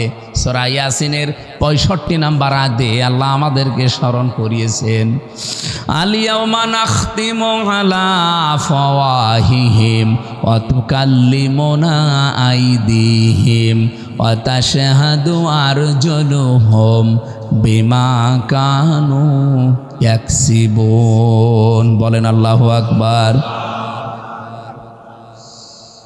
কুষ্টিয়াবাসী বড় আবেগ নিয়ে, ভালোবাসা নিয়ে কথা বলছি আপনাদের সামনে। আমি নিজেও আছি এই আলোচনার ভেতরে। কিয়ামতের দিন সত্যিই কিন্তু আমরা অনেকেই ধরা খাবো। হযরত ইদ্রিস নবী এইটা খেয়াল করে বলেছিলেন, ফেরেশতা আমি যার তার সাথে বন্ধুত্ব করি না, তা আপনি যখন এসেছেন আপনার সাথে আমি বন্ধুত্ব করব, তবে আমার শর্ত 3টা। 1 নম্বরে আমি এখন মরতে চাই, এখনই আপনি আমাকে মেরে ফেলবেন, এরপরে আবার আমার জীবন ফিরিয়ে দেবেন, কারণ আপনি তো মানুষকে মেরে ফেলেন, জান কবজের দায়িত্ব তো আপনার। ফেরেশতা ফিরে গেলেন আল্লাহর কাছে, ডাক দিয়ে বলে, রব্বুল আলামিন, নবী মনে করে গিয়েছিলাম, মনে করছিলাম ভালো মানুষ, এখন দেখছি ভেজাল, ও তো মরতে চাই। আল্লাহ বলেন ঠিক আছে মেরে ফেলো। ইদ্রিস নবী বললেন, ফেরেশতা আমি জানি, আমি আল্লাহর কথাগুলো আমার জানা আছে। ওয়াজাতে সাকারাতুল মাউতি বিল হক যালিকা মা কুনতা মিনহু তাহিদ। এই পৃথিবীর সব কিছু মিথ্যা হতে পারে, কিন্তু মরণের যন্ত্রণা হক, এটা সত্য। সুতরাং আমার 1 নাম্বার শর্ত, আমি মরতে চাই। কেমন যন্ত্রণা হয় মরলে ওটা আমি দেখব। হযরতে আজরাইল জান কবজ করে নিলেন, আবার জানটা তার ভেতরে ফিরিয়ে দিলেন। হাদিসে আমি তাফসিরের কিতাবে পড়েছি, হযরতে ইদ্রিস নবী শক করে মৃত্যুবরণ করেছিলেন।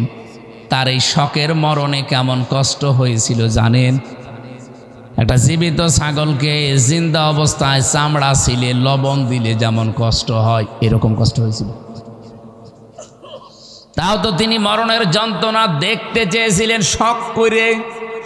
তার এই শকের মরণে যদি এই হয়, আমরা যারা মরতে চাই না আমাদের কোনো কষ্টই হবে না। 2 নম্বরে আপনি আমাকে জাহান্নাম দেখাবেন। জাহান্নামের শাস্তি সম্পর্কে আমি শুনেছি, ইন্নাহু মাইয়াতি রাব্বাহু মুজরিমান ফাইন্না লাহু জাহান্নাম লা ইয়ামুতু ফিহা ওয়া লা ইয়াহইয়া। অপরাধী হয়ে কোনো বান্দা বান্দি যদি আল্লাহর সামনে যায়, আল্লাহ তাকে প্রথমে জাহান্নামে দেবেন। জাহান্নামে অবস্থা তার এমন হবে, লোকটা বাঁচবেও না মরবেও না। আমি এটা দেখতে চাই যে কি হলে মানুষ বাঁচেও না মরেও না।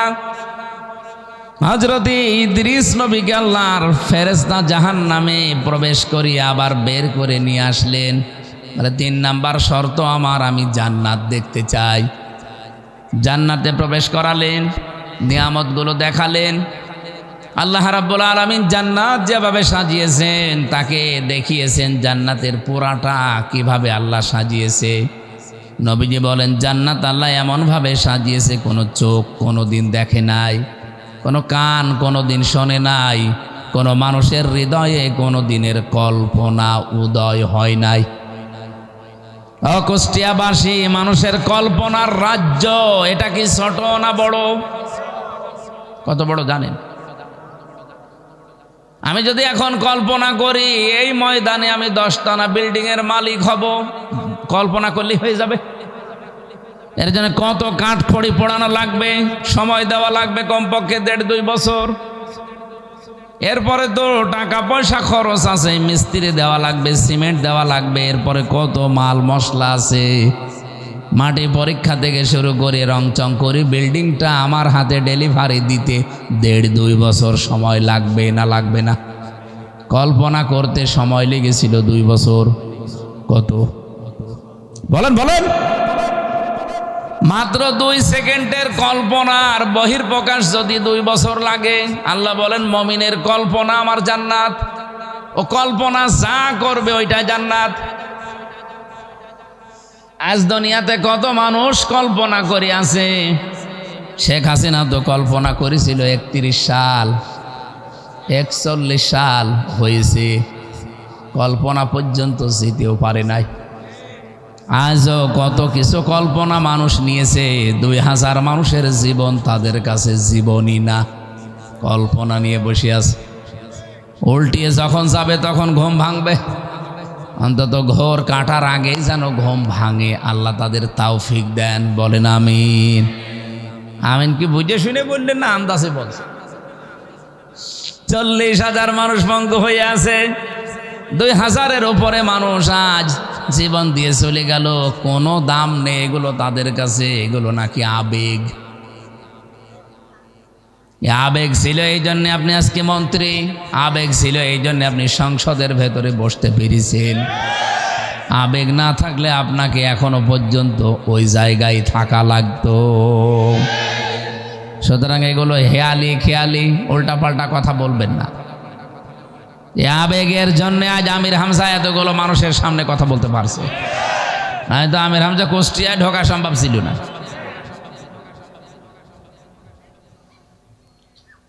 জান্নাত পরিভ্রমণ করছেন, হঠাৎ ফেরেশতা ডাক দিয়ে বলে আল্লাহর নবী চলেন এবার বের হয়ে যায়। হযরত ইদ্রিস নবী বললেন ফেরেশতা আমি আল্লাহর ঘোষণা জানি, খালিদিনা ফিহা আবাদা।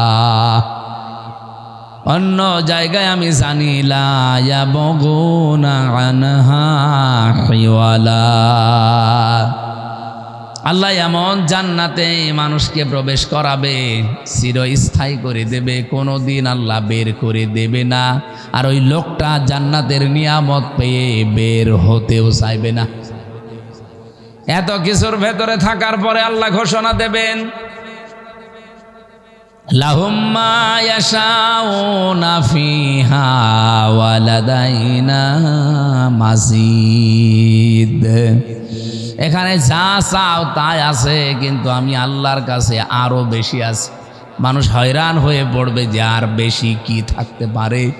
রব্বুল আলামিন ৭০,০০০ পর্দানীদের সামনে থেকে সরিয়ে বলবে বান্দায় যে এইটা আছে, আমি আল্লাহ নিজে আছি।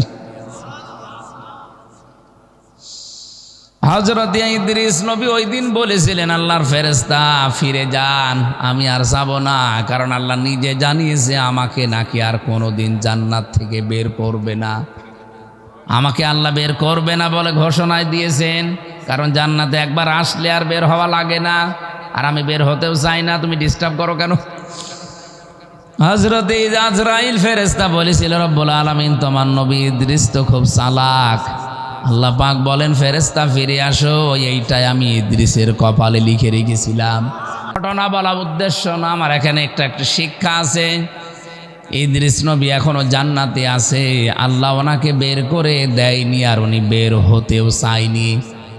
কথা বলে না কেন?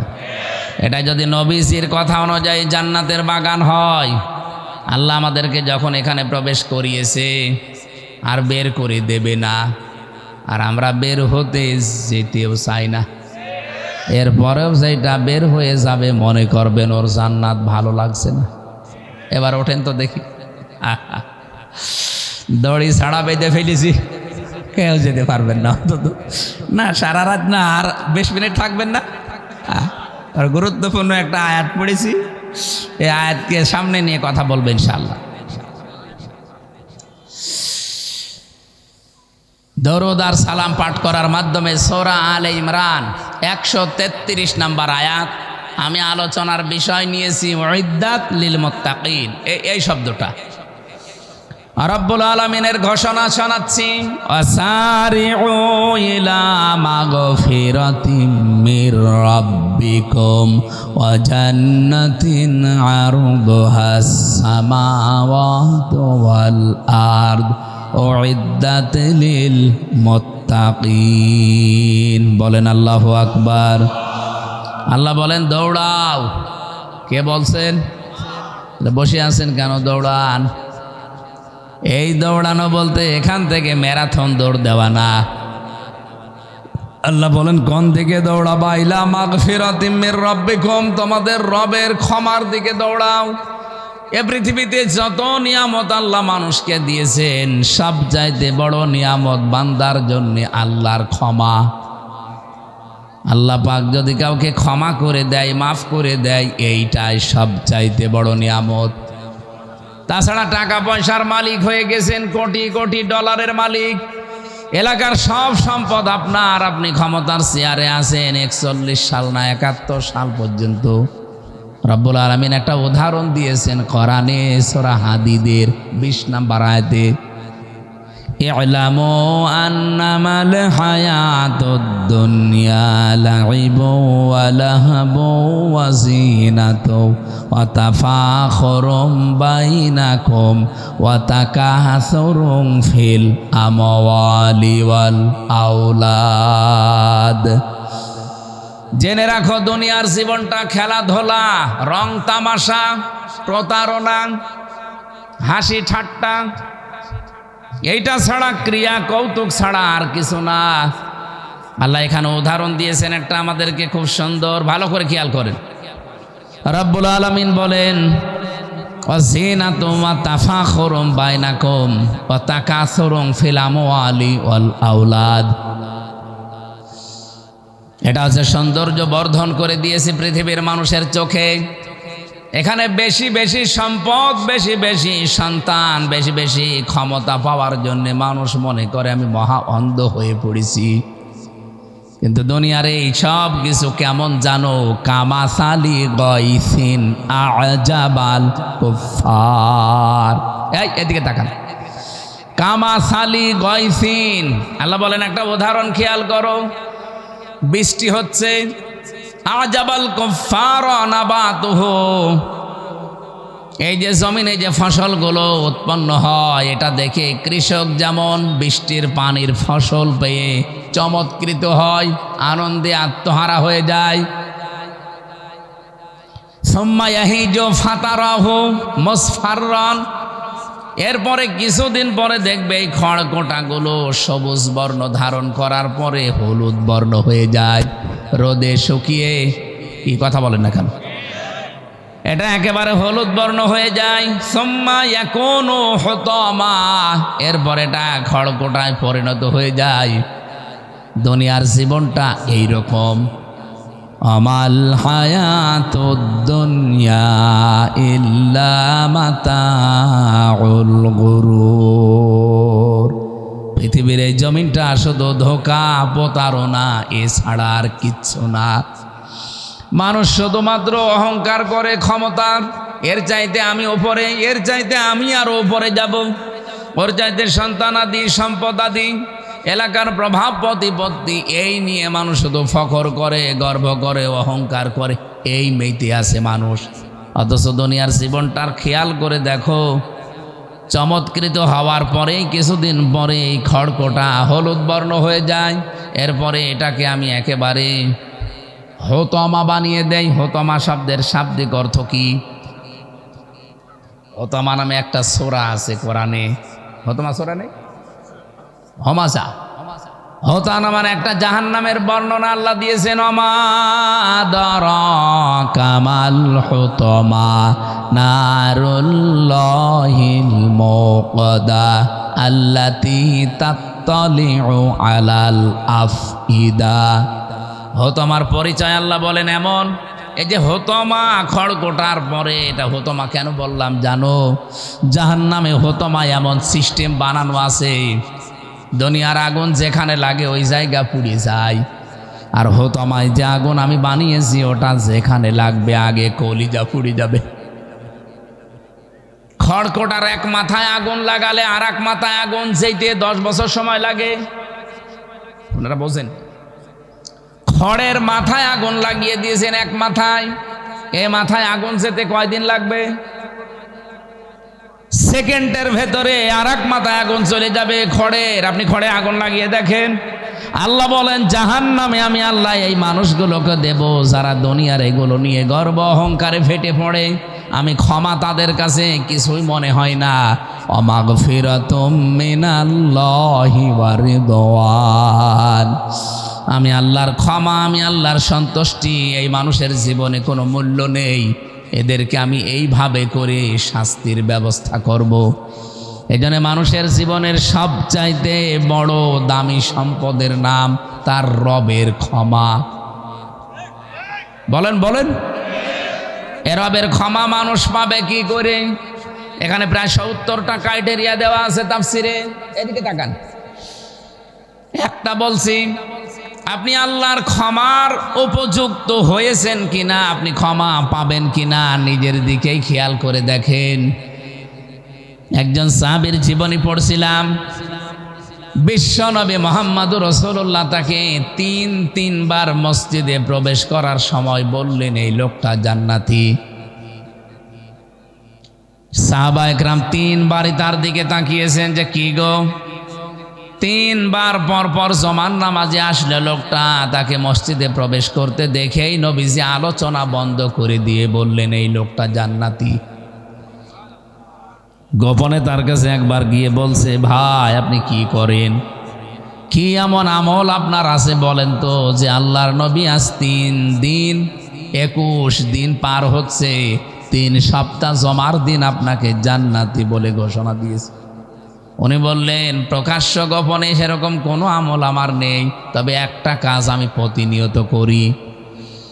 সারাদিন পরিশ্রম করার পর সকাল সন্ধ্যাবেলা রাতের বেলা যখন আমি ঘুমাতে যাই, বালিশে মাথা দিয়ে আমি চিন্তা করি যে আমার কারো উপরে কোনো অভিমান নেই, ক্ষোভ নেই, রাগ নেই, কোনো অনুযোগ নেই, সব আমি আল্লাহর জন্যে সবাইকে আজ মাফ করে দিলাম।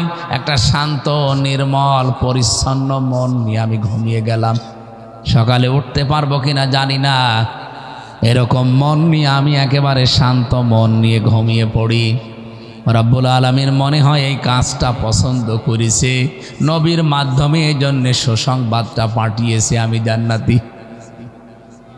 তিনি সারাদিনের পরিশ্রান্ত শরীর বালিশে মাথা দেওয়ার পরে চিন্তা করতেন, কারো উপরে আমার কোনো রাগ নেই, ক্ষোভ নেই, অভিযোগ নেই, যা আছে সব আমি মাফ করে দিলাম আল্লাহর জন্যে। এই জন্যে আল্লাহ তারে মাফ করেন। আর আমরা সারাদিন পরিশ্রম করি, যাই করি, সন্ধ্যাবেলা রাতের বেলা ঘুমানোর সময় চিন্তা করি কার 12টা বাজাবো, সকালবেলা উঠে কার নামে মিথ্যা মামলা দেব, কার নামে মিথ্যা তথ্য ছড়িয়ে সাংবাদিক বিভিন্ন জায়গায় মিথ্যা তথ্যগুলো সংগ্রহ করে কি করে কার 12টা বাজাবো, কার চরিত্রে কলঙ্কর দাগ দেব, এই চিন্তা করে মানুষ ঘুমায়। এরকম মানুষ আছেন কারা? হাত তোলেন তো। এই এলাকায় ওয়াজ দেওয়ার দরকার কি? তো সব আল্লাহর ওলি বসে আছে। আমরা তো এরকম মানুষই চাচ্ছি। কুষ্টিয়াবাসী ওই সাহাবীকে নবীজি যেভাবে সুসংবাদ দিয়েছিলেন, ক্ষমা, মাফ, আমরাও এই কাজটা আজকে থেকে করতে চাই। আমার মনে হয় রাজনৈতিক যত দল এই দেশে আছে, ধর্মীয় যত দল আছে, যত জায়গাগুলো আছে প্রতিষ্ঠান কেন্দ্রিক বাংলাদেশে, সব জায়গা থেকে যদি আমরা এই চিন্তাটা করতে পারতাম ঘুমানোর সময়, যে আমার কারো ওপরে কোনো রাগ নেই, অভিযোগ নেই, কোনো রকমের কোনো কিছু নেই, সব আমি আল্লাহর জন্য মাফ করে দিলাম, বাংলাদেশ কালকে সকালেই জান্নাত হয়ে যাবে। এই কথা বোঝেন আমার? এই কথার ওজন কত আপনি টের পেয়েছেন? আমি কিন্তু সবগুলোকে পেছিয়েছি। এইটাই দরকার ক্ষমা পাওয়ার জন্য। ৭০টার ভেতরে এইটা একটা। আপনাকে আল্লাহ মাফ করবে কি দেখে? এই পৃথিবীতে কোনো মানুষ যদি সমর্থ থাকার পরেও কাউকে মাফ করে দেয়, মহান আল্লাহ ওই মানুষের ৭০টা অপরাধ মাফ করে দেয়। এই সুযোগটা থাকার পরও আমরা অনেক সময় কাজে লাগাই না। আমরা আরো সেই পুরাতন রাগগুলো কি করে তোলা যায় সেই চিন্তা করে।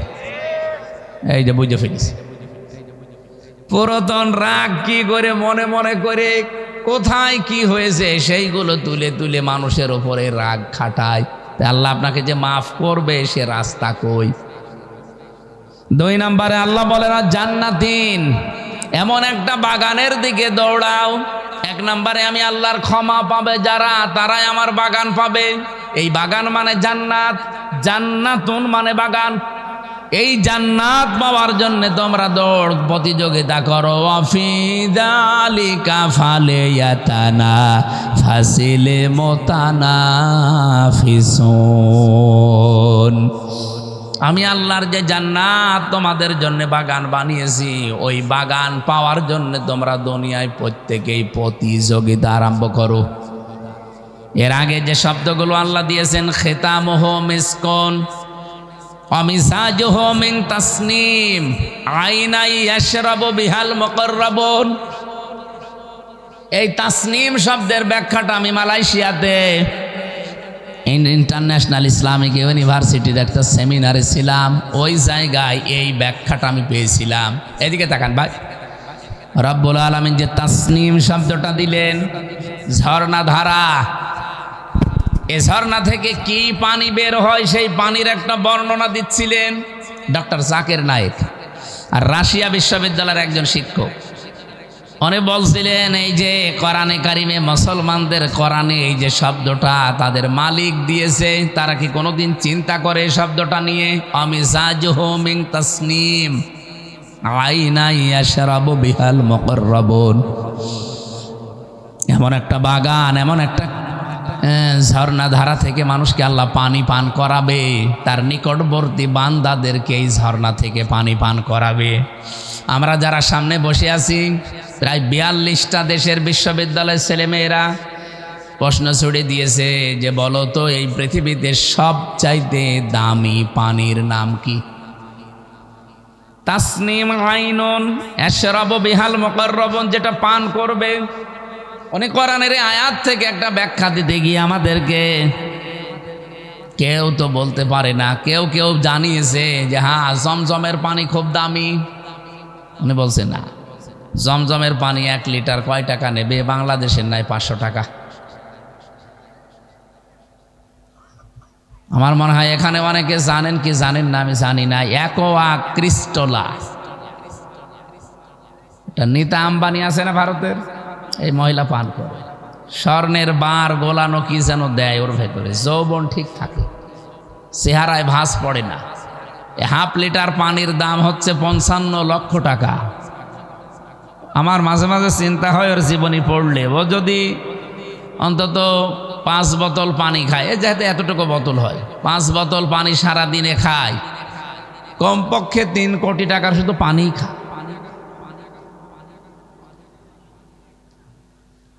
জান্নাতের ভেতরে আল্লাহ যে পানির কথা বললেন, তাসনিম আইনা ইয়াশরাবু বিহাল মুকাররাবুন, তার নিকটবর্তী বান্দাদেরকে আল্লাহ যেটা খাওয়াবে, যারা আজকে দুনিয়ার জীবনে প্রতিযোগিতা করছেন ওই পানি পাওয়ার জন্যে, ওই পানি 2.5 গিলাস 3 গিলাস 5 গিলাস না, আপনাকে আল্লাহ ফ্রি দিয়ে দেবে। বলেন সুবহানাল্লাহ। নেতা আম্বানি হয়তো স্বামীর টাকা আছে, এই জন্য সে কিনে খেতে পারছে। আমি যদি সত্যি ওই পানিটার জন্য আজকে এখান থেকে প্রতিযোগিতা করি, আজকে থেকে রমজান যেটার ট্রেনিং আমাদেরকে দিয়ে গেল যে কোনো কাজ আমরা যেন শেষ করে না দেই, কন্টিনিউয়াস করতেই থাকি। 5 ওয়াক্ত নামাজ হয়তো জামাতে পড়তেন, এটা ঠিক রাখবেন। অনেকে তাহাজ্জুদ পড়তেন, এটা যেন ছেড়ে না দেন, এটা ঠিক রাখবেন। অনেকে দান সাদকা করতেন, এটা যেন ছেড়ে না দেন, কন্টিনিউয়াস রাখবেন। কারণ আল্লাহর কাছে আহাব্বুল আমালি ইলাল্লাহ, সবচাইতে বেশি প্রিয় কাজ ওইটা, যদি অল্পও হয় কিন্তু ওটা যেটা কন্টিনিউয়াস মানুষ করতে থাকে। আর রমজান এই ট্রেনিংটাই আমাদেরকে দিয়ে গেল। আমরা এখন থেকে ট্রেনিংটা কাজে লাগিয়ে প্রতিযোগিতায় নামতে চাই যে আমি 2 রাকাত নামাজ পড়ি, ওই লোকটা 4 রাকাত পড়ে না, আমি এখন থেকে ওর চাইতে আরও 2 রাকাত বাড়াবো। অবিপদে মুসিবতে থেকে অভাবে থাকার পরও দান করে, আর আমি ওর মতো না, ওর চাইতে আরও সচ্ছল আছি। আমি যতটুকু পারি দুনিয়ার জীবনে ওর চাইতে বেশি দান করি, ওই পানি পাওয়ার জন্য এগিয়ে যেতে চাই। আল্লাহ যেন তৌফিক দেন, বলেন আমিন। রব্বুল আলামিন বলেন, যার প্রশস্ততা বানিয়েছি আকাশ আর জমিনের যে ফারাক, এর চাইতেও বিস্তৃত। উইদ্দাতিল মুত্তাকিন, যেটা আমার মুত্তাকি বান্দাদের জন্য আমি বানিয়েছি, প্রস্তুত করে রেখে দিয়েছি। 1 নম্বরে ক্ষমা, আর 1 নম্বরে বাগান জান্নাত, আসমান আর জমিনের চাইতেও বিস্তৃত। এটা পাওয়ার জন্য আল্লাহ যে শর্তগুলো দিয়েছেন, 1 নম্বরের শর্ত পেলাম যে মুত্তাকি হওয়া লাগবে। কি হওয়া লাগবে? আরো জোরে বলেন। রমজান এসেছিল আমাদেরকে কি বানাতে? মুত্তাকিন। বলেন বলেন, আরো জোরে বলেন। কিভাবে আপনি মুত্তাকিন হবেন? এটা তাফসিরে তাবারি থেকে কোট করেছি। আমি 1 ঘন্টা আলোচনা করলে কমপক্ষে 20 ঘন্টা তার আগে আমি পড়াশোনা করি কোনো বিষয়ের ওপরে। আজকে যত তথ্য বলেছি, এ তথ্যগুলো একটা কিতাবের না, কমপক্ষে 50টা কিতাব থেকে নেওয়া। আপনি এখান থেকে আজকে যে তথ্যটা দিচ্ছি, যেহেতু উইদ্দাত লিল মুত্তাকিন, প্রস্তুত করে রাখা হয়েছে এই জান্নাত, এই ক্ষমা, যারা মুত্তাকি তাদের জন্যে। মুত্তাকি হওয়ার জন্য যে সমস্ত ক্রাইটেরিয়া আছে, শ্রেণী বিভাগ আছে, পদ্ধতি আছে, এই পদ্ধতিগুলো যদি কেউ অবলম্বন না করে, শুধু জুব্বা গায়ে দিয়ে, পাগড়ি মাথায় দিয়ে, হাতে তসবিহ নিয়ে সে মুত্তাকি হতে পারবে না। এবার আমি শুরু করছি নাকি শেষ করে দেব? না, বলেন বলেন, আমি এগুলো বলি শেষ করছি। আপনার ব্যাখ্যা করতে গেলে সারা রাত চলে যাবে। 1 নম্বরে, কেউ যদি মুত্তাকি হতে চান, খালি ভড়ি মোটা করলেই হবে? আমার মতো বড় জুব্বা গায়ে দিলে হবে কি? 1 নম্বরে নবীজি বলেন তাকে হকের অনুসন্ধানকারী হওয়া লাগবে। সে হক তালাশ করে বেড়াবে, কোথায় সত্য পাওয়া যায়, হক পাওয়া যায়, এই অনুসন্ধানে সেতে লেগে থাকবে। আজকে থেকে আমি সহ প্রত্যেকে এটাই লেগে থাকতে চাই। কথা বলে না কেন? আমাদের জাতির পিতা ইব্রাহিম আলাইহিস সালাম এটা করেছিলেন। উনি আল্লাহকে খুঁজতেছিলেন, রবকে রবকে। কেউ কোনো সময় তারকা, কোনো সময় চন্দ্র, কোনো সময় সূর্য। সব যখন ডুবে গেল, অস্তমিত হয়ে গেল, তিনি বললেন না। ফালাম্মা আফালা ক্বালা লা উহিব্বুল আফিলিন, আমি ভালোবাসি না যেগুলো ডুবে যায়, অস্তমিত হয়ে যায়। জাতির সামনে তিনি দাঁড়িয়ে গেলেন, একটা ঘোষণা দিয়েছিলেন। আমার মনে হয় আজকে যারা ইব্রাহিমের সন্তান, তারা এই ঘোষণাটাই জাতির সামনে দিয়ে দিয়েছে। কি বলেন? কি এই যে ঠিক বললেন, বুঝেছেন নাকি আন্দাজে বললেন? আন্দাজে বলেছেন। জাতির সামনে দাঁড়িয়ে উনি ভাষণ দিয়েছিলেন। আমরা যারা ইব্রাহিমের সন্তান দাবি করি, জাতির পিতা শেখ মুজিবের না, ইব্রাহিম তার সন্তান হিসাবে যারা দাবি করি, তারাও এই ঘোষণা আমরা জাতির সামনে দিয়েছি, এখনো দিচ্ছি।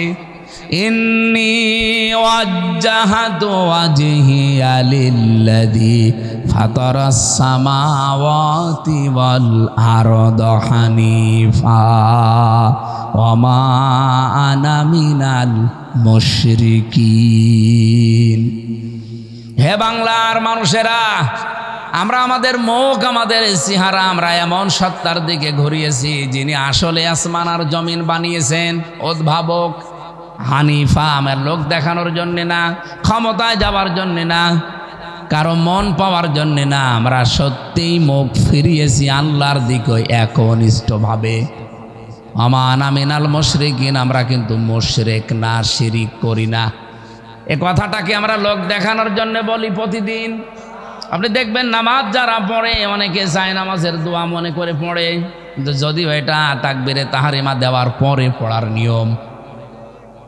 আমরা যারা ইব্রাহিমের সন্তান, এটা আমার এ দেশের জাতিকে আমরা অলরেডি জাতি জানিয়ে দিয়েছি। কোনো চিন্তা, কোনো ভয় কাউকে আমরা গ্রহণ করি না। কিসের সূর্য, কিসের চন্দ্র, কিসের আব্রাহাম লিঙ্কন, কিসের ভারত, কিসের আমেরিকা, কাউকে মানি না। আমরা একনিষ্ঠভাবে ফিরেছি কার দিকে? আরো জোরে বলেন। ইব্রাহিম নবী এই ঘোষণা দেওয়ার পরে তার জাতির লোকেরা তারা আপেল খাওয়িয়েছে। বলেন বলেন কি করেছিল? আপনি সূরা এটা আনামের 75 নাম্বার 76 নাম্বার আয়াতে দেখবেন। 75, 76, 77, 78, 79, 80, 81, 82 নাম্বার আয়াত পর্যন্ত জাতির লোকেরা বলেছে ওয়াহাজ্জাহু কওমুহু, তার সাথে তারা রীতিমতো ঝগড়া করা আরম্ভ করেছে। আজ বাংলাদেশে সত্যি দেখবেন যারা এই দেশে আল্লাহর আইন একনিষ্ঠভাবে কায়েম করতে চায় তাদেরকে পায়ে পাড়া দিয়ে অনেকে আজ ঝগড়া করতে চেষ্টা করছে।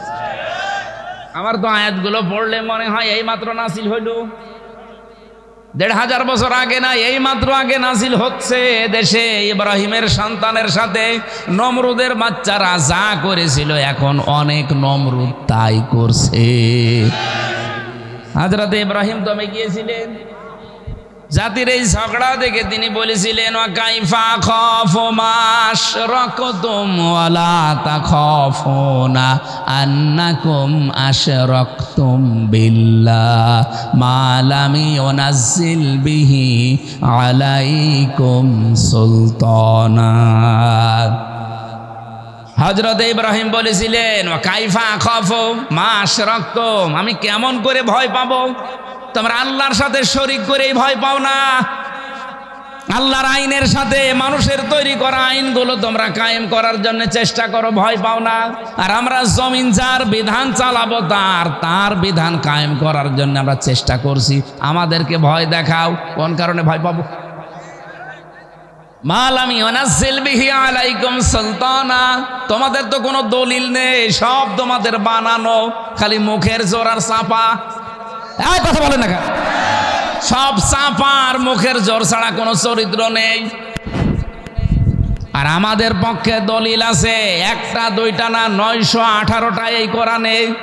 জালা লাহুল খালকু ওয়াল আমরু ইনিল হুকমু ইল্লা লিল্লাহ লিল্লাহি মা ফিস সামাওয়াতি ওয়া মা ফিল আরদ লিল্লাহি মুলকুস সামাওয়াতি ওয়াল আরদ। 918টা দলিল আমাদের পক্ষে আছে। তোমরা মনে করছো চাপা দিয়ে আমাদেরকে চাপিয়ে রাখবে? জীবনেও দমন করা যাবে না। ইব্রাহিম আলাইহিস সালামকে যেমন দমন করতে পারে নাই, তার সন্তানদেরকেও দাবিয়ে রাখা যাবে না। আমি আশা করছি মেন কথা বুঝে ফেলেছেন। এজন্য সত্যের অনুসন্ধানকারী হওয়া লাগবে। 1 নম্বরে কেউ যদি তাকওয়াবান হতে চায়, মুত্তাকি হতে চায়, 1 নম্বরে তাকে সত্যের অনুসন্ধানকারী হওয়া লাগবে। 2 নম্বরে যদি সত্য কোনো দিন সে পেয়ে যায়, মুত্তাকি হওয়ার জন্য তাকে সত্য কবুল করা লাগবে, গ্রহণ করা লাগবে। ইব্রাহিম নবী সত্য অনুসন্ধান করছিলেন, তাকে কেউ দেখিয়ে দেয়নি, তিনি অনুসন্ধান করতে করতে পেয়েছিলেন। আর আমাদের চোখে আঙ্গুল দিয়ে দেখিয়ে দিলে আমরা সত্য গ্রহণ করতে চাই না। আমি কথা বোঝাতে পারি? ঠিক আছে। 3 নম্বরে যদি সত্য পেয়ে যান, কবুল করার পরে, গ্রহণ করার পরে আপনার দায়িত্ব, যদি মুত্তাকি হতে চান, এই পদ্ধতি 3 নম্বরে আপনাকে এটা প্রচার করা লাগবে। আপনি প্রচার করেন হক কথা। বাল্লিগু আন্নি ওয়ালাউ আয়া, একটা কথাও জানা থাকলে পৌঁছিয়ে দাও। আমার মনে হয় যদি আমরা মুত্তাকি হওয়ার জন্য 3 নম্বর পদ্ধতি অবলম্বন করতাম, বাংলাদেশে এই 17 বছরে কেউ তাফসির মাহফিলে বাধা দেওয়ার সাহস পেত না। আমরা শুধু ওই আমির হামজার দায়িত্ব দিয়ে ছেড়ে দিয়েছে, যা ও যা করে করুক, ও ছেলে চায় যা গো মরে মরুক। আরে ভাই, দায়িত্ব তো হামজার একা না, সবার। সবাই মিলে যদি মনে করতাম আমি মুত্তাকি হতে চাই, আমার জন্য আল্লাহ জান্নাত বানিয়েছে, প্রস্তুত করে রেখেছে। সুতরাং এই 3 নাম্বার প্রক্রিয়া, এটা আমি এটা প্রচার করে যেতে চাই। কেউ বাধা দেওয়ার সাহস পেত না, এই কারণে বলছি, কারণ এখানে আমরা 92% মুসলমান। 4 নাম্বারে হক যদি প্রচার করেন হবে না, হকের ওপরে দৃঢ় থাকা লাগবে, কায়েম থাকা লাগবে। এই পৃথিবীতে যারাই হকের ওপরে দাঁড়িয়েছে, দৃঢ় থেকেছে, কায়েম থেকেছে, আমার আল্লাহ তাদেরকে মুত্তাকির সর্বোচ্চ পর্যায়ে পৌঁছিয়ে দিয়েছে। আমি নিজে অনেকগুলো মানুষ জীবনে দেখেছি, আমার এই চোখে দেখা সেলখানার ভেতরে বহু মানুষকে আমি হকের ওপরে টিকে থাকতে দেখেছি। ফাঁসির দড়ি সামনে চলতেছে, 1 বিন্দু বিসর্গ পরিমাণে টলে নাই। শহীদ মীর কাশেম আলী রহমতুল্লাহ আলাইহে 3 ঘন্টা পরে যার ফাঁসি হবে, এই লোকটা 3 ঘন্টা পরে ফাঁসি, ফাঁসির 2 ঘন্টা আগে উনি 2 ঘন্টা ঘুমিয়েছেন। হকের ওপরে টিকে না থাকলে এটা জীবনও সম্ভব না। এই তথ্যটা পাবেন সূরা সেজদা, হামিম সেজদার 30 নম্বর আয়াতে।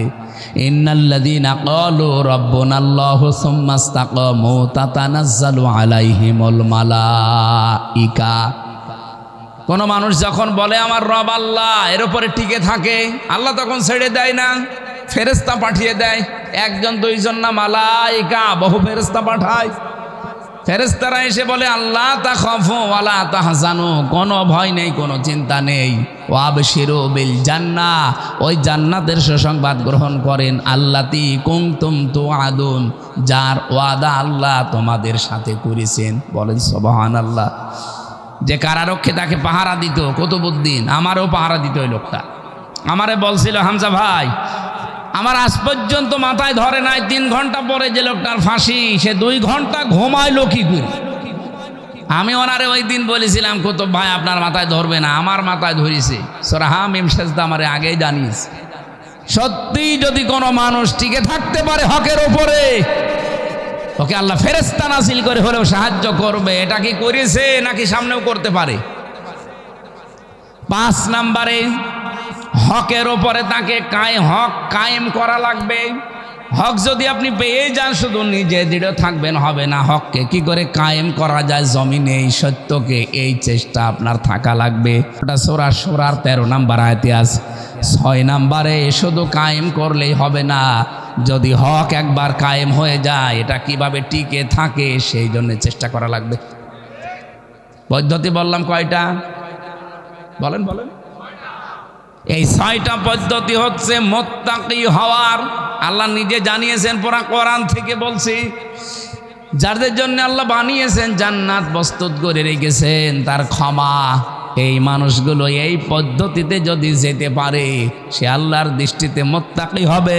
তার জন্যে জান্নাত আল্লাহ বাগান প্রস্তুত করে রেখেছেন। বলেন সুবহানাল্লাহ। নিজের স্ত্রী বাদ দিয়ে অন্যের প্রতি যাদের আকর্ষণ, পরকীয়া প্রেমে যারা লিপ্ত, এরকম মানুষ দেশে নেই? তাদের জন্য একটা ঔষধ আছে কোরআনে কারিমে, সূরা নূরের 30-31 নম্বর আয়াত। বললেন সুবহানাল্লাহ। গম এসেছিলেন, তাও ভালো। কুল্লিল মুমিনিনা ইয়াগুদ্দু মিন আবসারিহিম ওয়া ইয়াহফাযু ফুরুজাহুম যালিকা আযকা লাহুম ইন্নাল্লাহা খাবীরুম বিমা ইয়াসনাউন। এই আয়াতটা তাফসীর সহ পড়বেন। কোন মানুষের যদি এই রোগ থাকে যে বিয়ের পরে পরে নিজের বউ 1 বছর 2 বছর ভালো লাগতো, এখন আর ভালো লাগে না, অন্যের বউ দেখলে কেমন যেন ভালো ভালো লাগে, এরকম মানুষ নেই? এটা একটা রোগ। এই রোগের ঔষধ আল্লাহ দিয়েছেন 2টা। কয়টা? বলেন বলেন। একটা হোমিওপ্যাথি, একটা অ্যালোপ্যাথি, নাকি কি বলেন? 1 নম্বরে আল্লাহ বলেন এই দৃষ্টি নিম্নগামী করা লাগবে। 2 নম্বরে লজ্জা স্থানের হেফাজত করা লাগবে। এই 2টা ঔষধ যদি কোনো মানুষ সর্বোচ্চ 1 মাস পালন করতে পারে, ওর তখন অন্যের স্ত্রীর চাইতে নিজের জায়েজ যেটা, এই স্ত্রীর প্রতি ভালোবাসা মহাব্বত বাড়বে। আপনি এই ঔষধ আজকে থেকে খেয়ে দেখেন, সামনে আছে ইনশাল্লাহ। ঠিক আছে, আলহামদুলিল্লাহ, মানবেন। মুরব্বী মানুষ, আপনার বলার দরকার কি? আপনি কার দিকে তাকান? না, দাদার বয়সী লোক, উনি যদি বলছে ইনশাল্লাহ, উনি এদিক ওদিকে তাকাতে পারে। আজকে থেকে আমরা যাদের এই রোগের রুগী আছি, এই রোগটা দূর করার জন্য আল্লাহ ঔষধটা দিয়েছেন। সে নারী হোক আর পুরুষ হোক, প্রত্যেকের জন্য। কথা বুঝতেছেন? মেয়েরা যারা এসেছেন, আপনাদের জন্য পুরুষের জন্য একই ওয়াজ, আপনার জন্য আলাদা একটা ওয়াজ। নবীজি বলেন, ওই মহিলা জাহান্নামী, ওই মহিলা জাহান্নামী, ওই মহিলা জাহান্নামী, যে তার স্বামীর সামনে মেজাজ নিয়ে কথা বলে। এই কয়া ইউনিয়নে এসব নেই। সুতরাং আপনার নামাজ, রোজা, পর্দা সব কিন্তু মাঠে মারা যাবে। আল্লাহ আপনাকে তৌফিক দিন এই আয়াতটা মেনে চলার।